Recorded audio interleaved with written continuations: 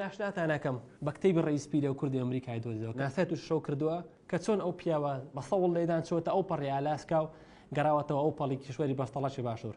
ئەم پیاوە کیشوەری ئەمریکاشی گۆڕیوە بۆ نای ئەنتیلیا کە ناوێکی پرتوگال بە بەمانای جیهانی نوێ. من ناوم محەممەد علی سلمان، نووسەری کتێبی ڕئیسپیرە و کوردی ئەمریکای دۆزیەوە. ئەم کتێبەی من لەسەر پرسیارێک بنیاتەندری ئەویش پێ وترێ فەلسەفەی دۆزەرەوە. ڕئیس لەوە هاتووە گەلە ڕئیسی گەلە کەشتەکانی عوسمانی بووە، پیریش کە ناوی خۆیەتی. ئێمە پێمان وایە ئەو ناوە لەو ئیلم و پلەی کە بەدەستی هێناوە ناونراوە پیری. هۆکاری دۆزنەوەی کیشوەر ئەمریکا لەلایەن ڕئیسپیر بریتە لە نەخشەیەک، نەک کیشوەری ئەمریکای باشووری کێشایە، بەڵکو کیشوەری بەستەڵەشی باشووری کێشاوە. بەرازیل، ئەرجەنتین، چیلی، هەموو ئەمانە وەجیالەوە ئەوەی هەموو زانانی سەرسام کردو بریتە لە ئەستوری میلی بەفری کێشاوە کە لە کیشوەری بەستەڵەشی باشوورە. یعنی پێی وتینە کە ئەستوری بەفر لەم وڵاتەیە 1 میلە کە ئەمە ناسا تووشی دەستەوەسان و دۆشداماو دەکە. پلەی حەرارێکی شوێر بەستەڵەشی باشوور کێشاوە کە هیچ نەخشە سازێک لە هەموو ژیانیان نەیتوانێت شتێکی وا بکە. پێمان دەڵێ ئەم ئەمریکایە چەند خێلی لێیە، ناوی چیاکان چی، ناوی ڕووبارەکان، هەتا لەوەی سەرسامتر کە ناسا تووشی شۆ کردێ بریتە لە جۆری ماسی ناو دەستنیشان کردووە.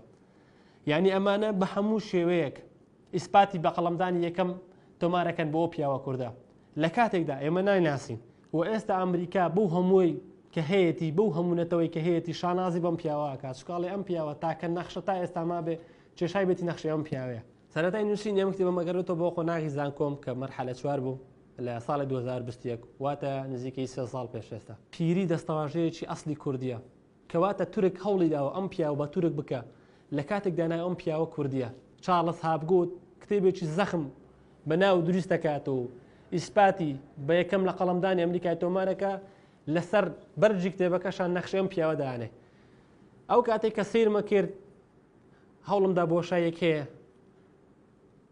وا باشە کەسێک پڕیکاتەوە بۆیە قۆڵم لێ هەڵماڵی ئەلحەمدوللا خۆم پڕم کردەوە. هەوڵماندا فیلمێکیش لەسەر دەربهێنین کە بە پێویستم زانی دوکمنتارەش بە 5 زمان لەسەر دەربهێنین، لەوانە کوردی، عەرەبی، ئینگلیزی، تورکی، فارسی. ئەم دوکمنتاری ئێستا لە یوتیوب بەردەستەوە بە هەمان شێوە فیلمەکەش لە یوتیوب بەردەستە کە تاکە فیلمی کوردیە کە بۆ 22 زمان وەرجێردراوە لە زمانەکانی ئیسپانی، ڕووسی، ئەڵمانی، فەڕەنسی، ئینگلیز وەلەوە چینی و هەتا دوایتر بۆ 22 زمان وەرجێردراوە.